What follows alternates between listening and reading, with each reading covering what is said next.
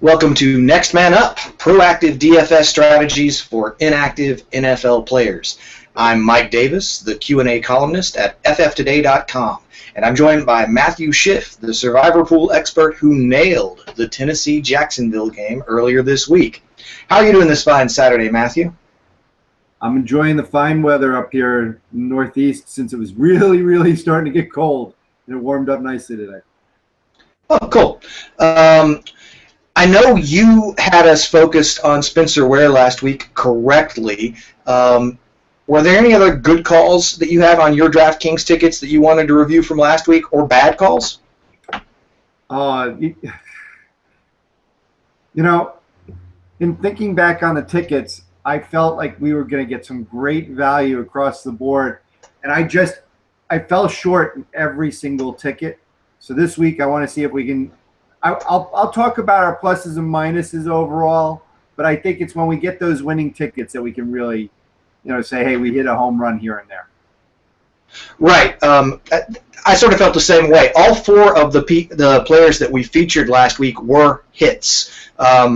We called attention to quarterback Tyrod Taylor of Buffalo, wide receiver Tyrell Williams of San Diego, running back Jacquizz Rodgers of Tampa Bay, and tight end Jack Doyle of Indianapolis. Every one of those gave you bang for your buck in DraftKings. They were solid calls, but the thing is, in the tickets we built, we ended up pairing them with some other players who turned out to be duds where they shouldn't have been. I mean, the real ticket killer for me across tickets was Allen Robinson. I had too much faith in Allen Robinson. That was a deal killer for me on ticket after ticket. So let's hope to avoid the duds this week, and we'll try to use the same strategy in finding our featured players. And since it works so well, I want to remind listeners and viewers why we ended up focusing on those players.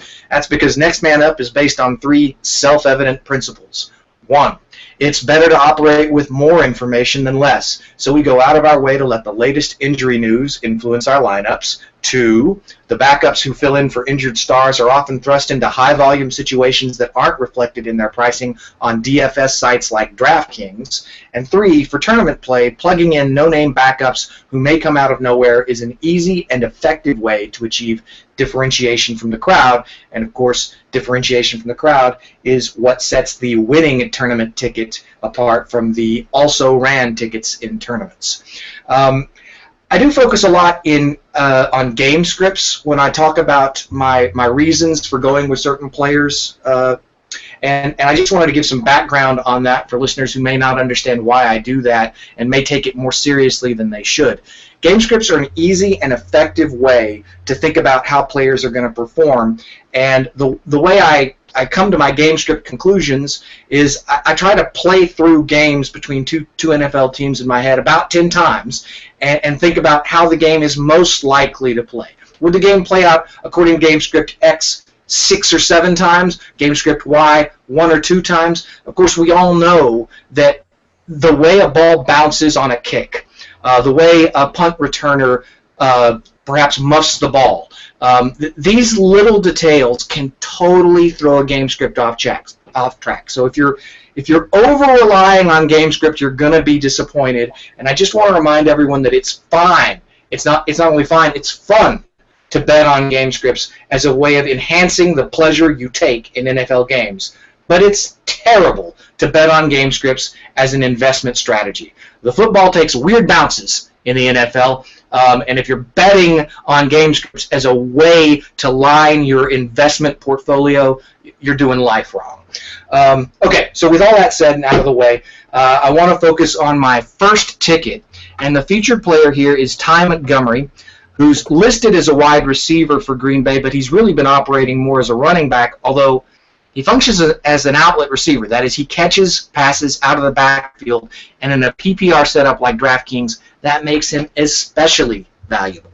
I have him stacked on this ticket, as you can see, with Aaron Rodgers. We've discussed the importance of stacking for tournament plays, and we do focus on tournament plays here at Next Man Up.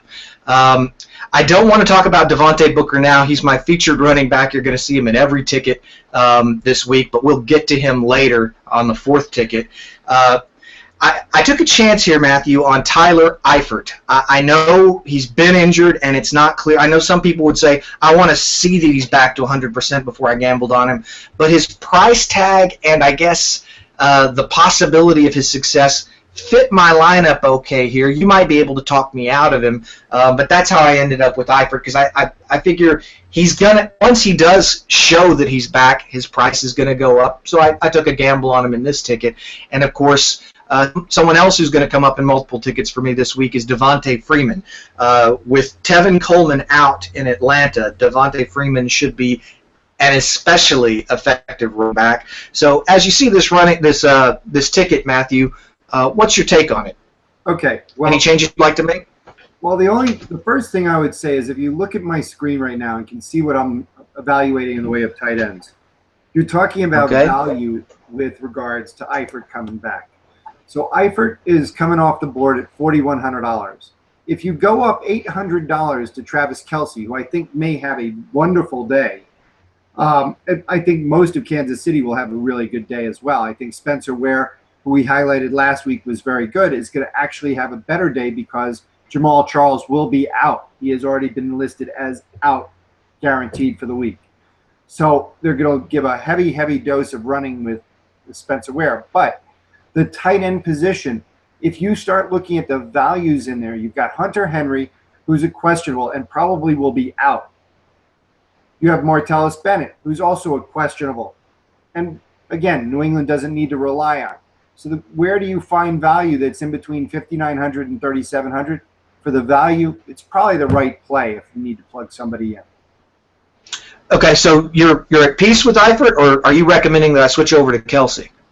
I'm saying that unless you want to dramatically change your roster for this ticket, Eifert is probably the best play for the value that you're going for. Otherwise, you're going to have to jump up to something bigger, which I think Kelce, having opposing ranking of 27th, Indianapolis has a very, very soft defense. Right. It is going to be hard for me to. Okay, so we'll go on to the next one, and the reason why is. Go ahead. You have to adjust your whole ticket. You've got $800 more, and that's the whole thing. It's about value in play. Can you get more value out of your $800 savings? And I think you can in other players. Right. Okay. And I'm already cheaping out a defense, taking a real gamble on the Browns, who are a terrible defense, but they happen to be playing the NFL's worst offense in the Jets, and that's how that decision ended up being made. So obviously there are risks that one must take, and so sometimes they pay off. All right. This takes us to our second ticket, and this features Vernon Davis at tight end of Washington, primarily because Jordan Reed seems very likely to miss with a concussion. So this ticket is built around Davis. Davis is a cheap tight end. Let me do a lot of things that I wanted to do at other positions. For instance, that last ticket featured a Green Bay stack. This ticket features an Atlanta stack, and I think the Green Bay-Atlanta game is going to be the high-point productivity game this week, so I'm glad to have a ticket that plays the game each way. In this ticket, I stacked Matt Ryan not only with Julio Jones, but also with Devonta Freeman. I already went over why I like Freeman. If you need me to tell you why I like Julio Jones, you aren't following the NFL. I'm not excited about some of the decisions I had to make on this ticket, Matthew. Anquan Boldin is. Here's the thing. Anquan Boldin fit my price tag. I was trying to fill that last wide receiver spot, and he fit the price tag. I can tell myself a story that Golden Tate has emerged so strongly the last 2 weeks that defenses are going to sort of counter him, find a way to counter him, and that the role that he's assumed is going to sort of taper off, and Anquan Boldin will step in. Maybe that'll work out. Also, I've got the Chargers here. Not excited about them as a defense, but one thing we do know about Devontae Booker, who is on this ticket, is that he's fumble prone.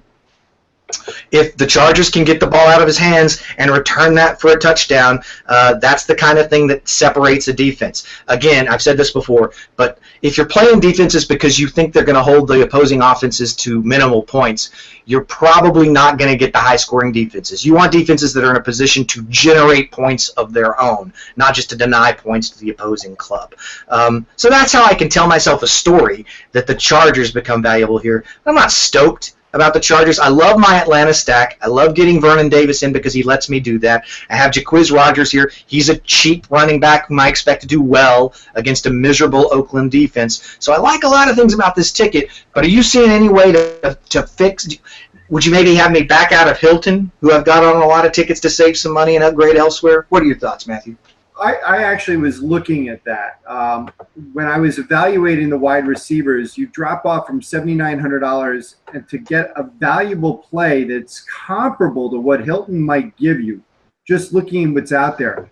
The drop off would go to Terrell Pryor, who I actually think might be a solid play.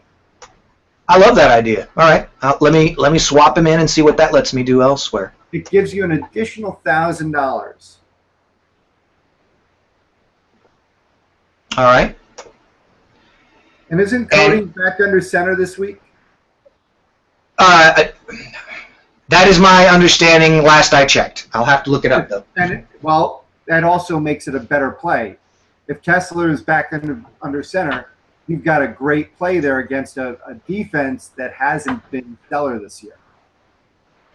Yes. Okay. No, I have Pryor in another lineup because I do like him this week. So, yes, I'm excited about that. But the point of doing this is to unload Bolden. And what do you think about the Chargers D versus – see, the thing about Denver is other than Devontae Booker, they don't have a lot going on. I don't have a lot of faith in their passing offense this season.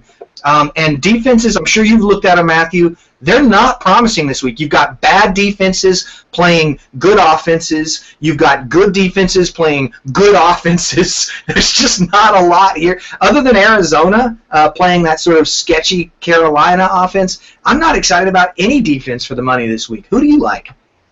Yeah, what you're looking for is that turnover or the punt return. And ironically, you may get that in the Philly-Dallas game. You may get one of those screwy plays that goes back, interception or something. One of these rookie quarterbacks is going to make a mistake. I'm not going to roll the dice on my tickets, but I'm just mentioning that that's a very real possibility. Okay.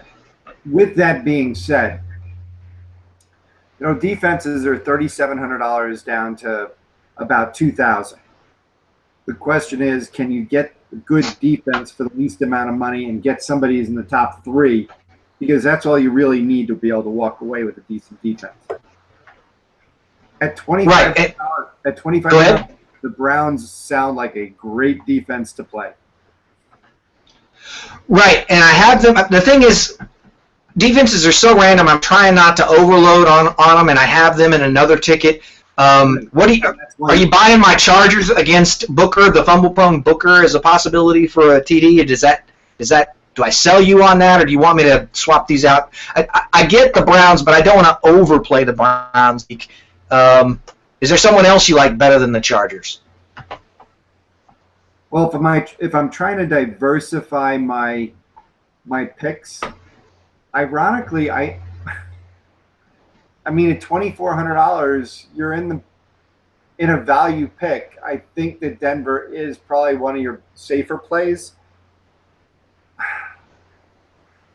I would more lean towards Cleveland just because I would put more of my trust in the Cleveland defense doing something against the Jets. But, yeah, I would stay with the Chargers. I wouldn't change it. Okay. All right. So, but we did drop Hilton. And we didn't necessarily right. So let's go back and see who's available to us now.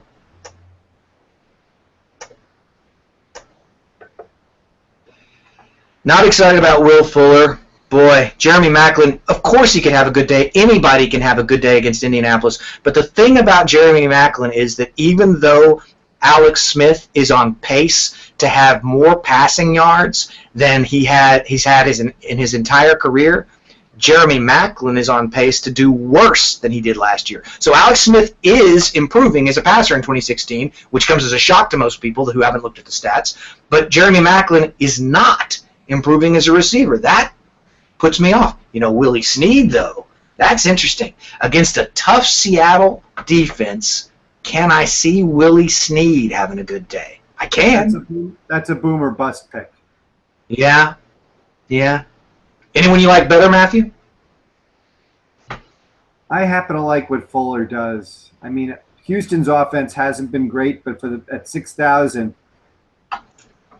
versus Detroit. Oh, yeah. If I take, go ahead, man. I was going to say it's either that or I take your play of Ty Montgomery and play him again because he's just going to get touches. I want somebody in the ticket who's got touches, and he's right there. Montgomery was right. He was right there for you, by the way, on a 5,400. Gotcha. That's going to leave me some leftover cash, man. Yeah. $700. I could certainly upgrade the defense. I don't want to upgrade the tight end because the point of this ticket is Vernon Davis. Right. I think you've got a solid ticket. Jacquizz Rodgers against Tampa. The only thing I can think of, 700. I could probably upgrade him to Spencer Ware. That's what I was thinking. I was thinking the same thing. Nope. No, maybe I can't. You're $400 short. Like $300 short. Well, wait a second. Actually, do that, and we'll drop down to 5,000 on the wide receiver. Oh, I have to get up. I have to give up. We had dropped Pryor or Montgomery. I think Montgomery may be the better play, but if you put Spencer Ware in,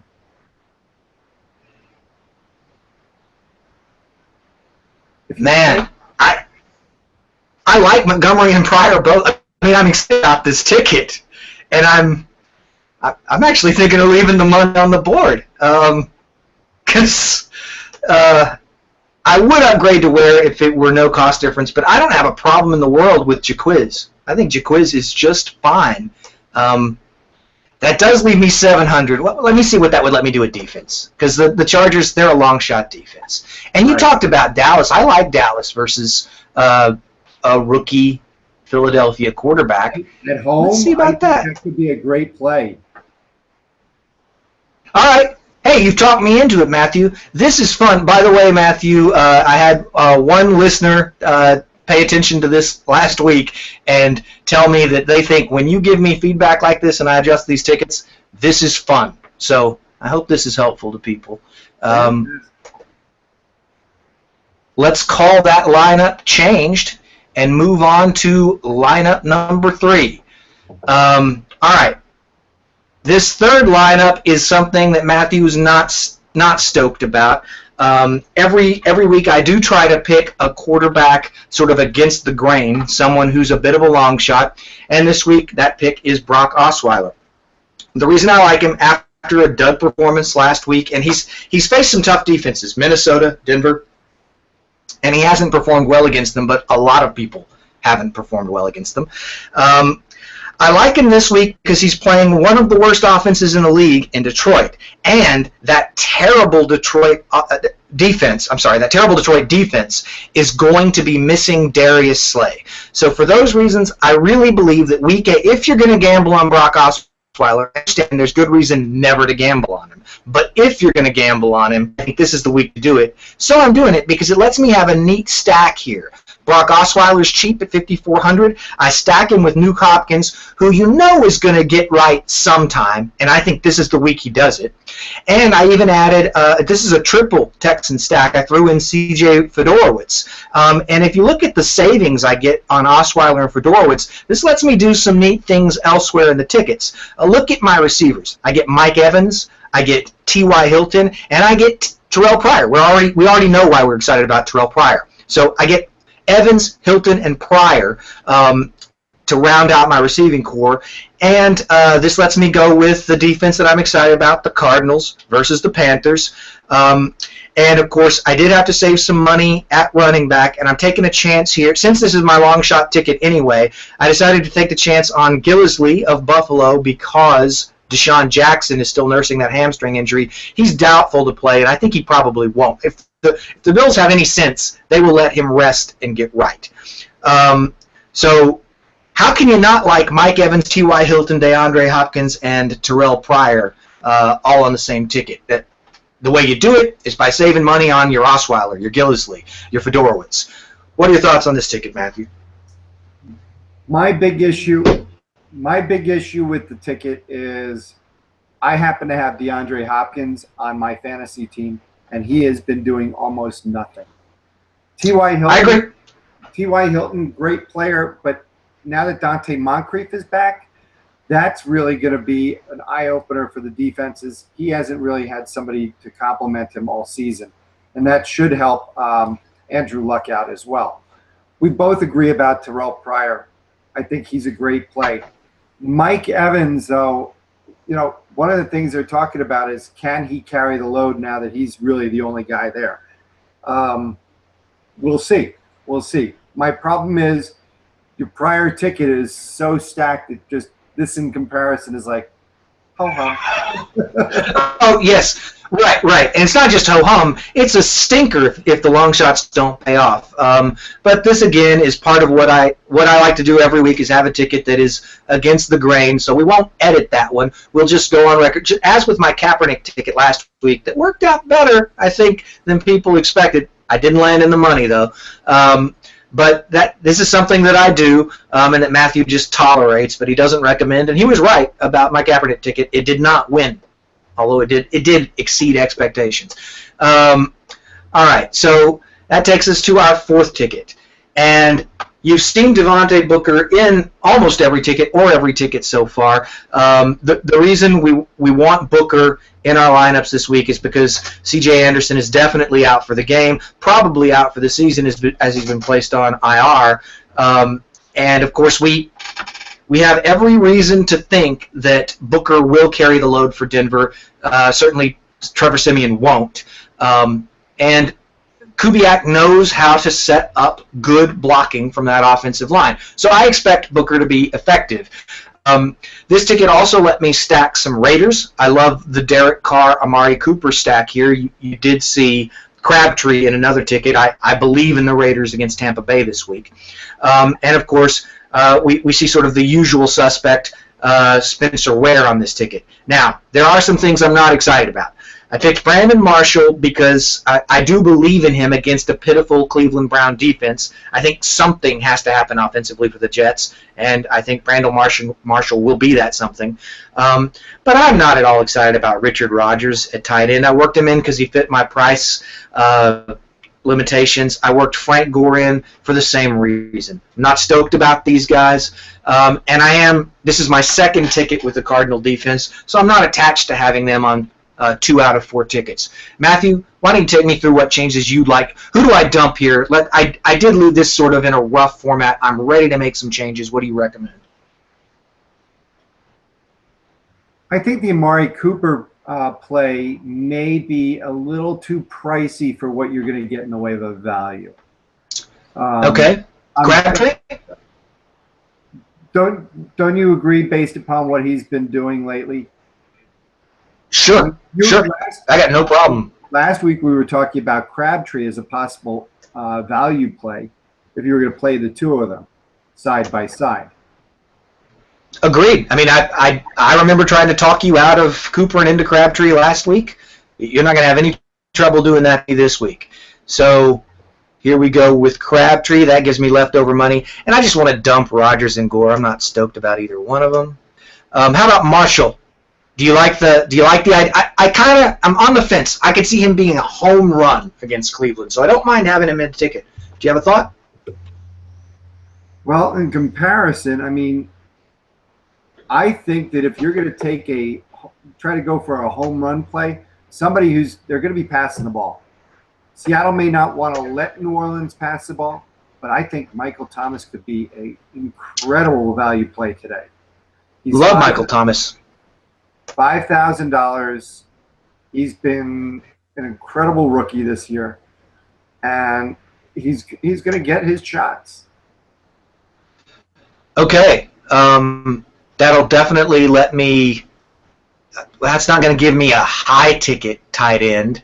Well, let's see who I have at tight end now that I've made these changes.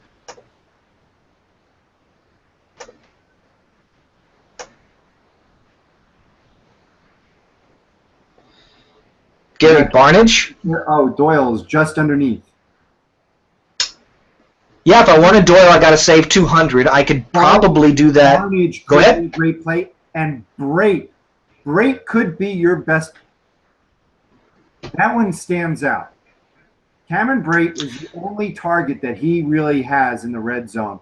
Big guy, good play on that one. Oakland's giving up a number of touchdowns to tight ends right in the middle of the field. That's something that they've been known for, the weakness of their defense. Well, people love playing tight ends against the Raiders, and especially on Tampa Bay when you've got no one for Jameis to throw to other than Mike Evans. It's reasonable to expect Brate to step up. Of course, I have him on a team in one of my fantasy leagues, and every time I expect something from him, he disappoints me. I steered clear, but you're right. He's an intelligent play this week. He seems he's going to hit sometime. This may be the week, and it lets me keep my Raider stack. I certainly like having Ware and Booker in the lineup. I'm okay with this setup. That means we finished my 4 tickets for the week, Matthew, and now I can switch over to your screen and let's look at your ticket. Right. Hold on. Where is it? Why isn't it coming up? I don't know. There it is. Start the screen share. It didn't come up. That's why. There we go. Is it up there? Yep. Good. Right? You're good. Okay. What? I'm good. No, it's saying edit lineup. Right? Yep. You were good a second ago. Yeah, I don't know where that's coming from, truthfully, because the screen that I'm on is right here. It has okay. You should be seeing Carson Palmer, Devontae Booker. Yep. Michael. And I like Christian Michael. I didn't want to take a second to talk about Michael.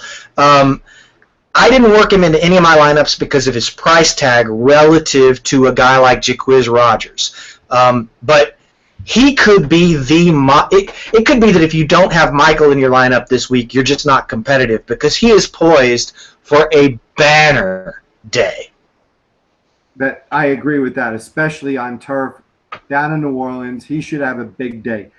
Teaming him with Pryor, I thought was a great way of balancing this out. I didn't go with stellar wide receivers. So many times we've tried to go reaching for that great wide receiver.